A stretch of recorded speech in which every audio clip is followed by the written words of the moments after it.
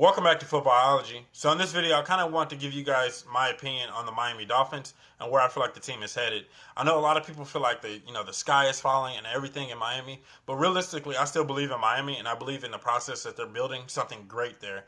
So I just want to give you guys my opinion and where I feel like the team is going to project and what I really feel like the team could do to actually help themselves this season.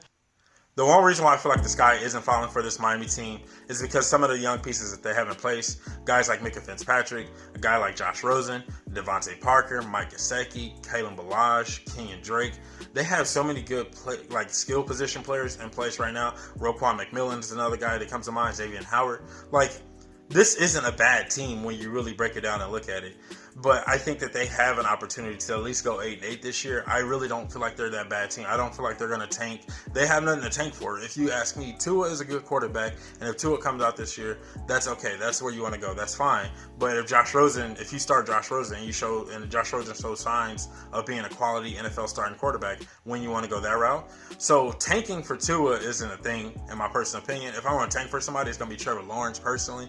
But I think we have another year before he can even be eligible to come into the draft or be eligible for the draft. So tanking is not an option right now if you're Miami. So don't really look at it that way.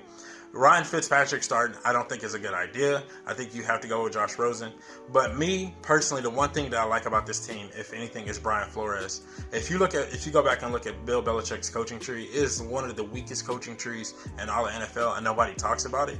But for some reason, when I watch Brian Flores, when I look at him coaching, he doesn't really get high and he doesn't get low. And when you see players like that, you realize one thing: they can work under pressure. They're really good under pressure. And so that game that happened against the Ravens, yeah, it was bad. It was really bad. But that game was just that game. I don't think that stuff is going to carry over to the next game or the following game or the following game. I think that this team is going to be resilient because of their head coach. Brian Flores has shown me so much in just these couple of weeks of all the press conferences and just everything that I've watched from him and just hearing him speak. I think he truly wants to build a championship caliber team. Now, one thing that he has to understand is that he doesn't have the same pieces that he had in New England, that his pieces are going to be different. So they're not going to work and function the same like they did in New England when he had that defense. So he has to find his groove, and that's really what it's coming down to at this point. He just hasn't found his groove as a head coach.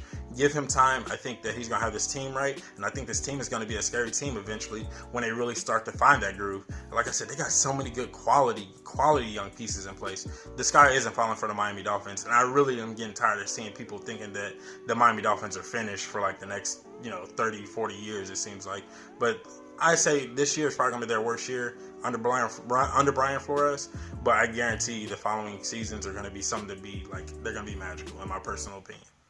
So that's all I have for you Miami fans. I really hope you guys enjoyed this video. Let me know what you think about your team in the comment section below.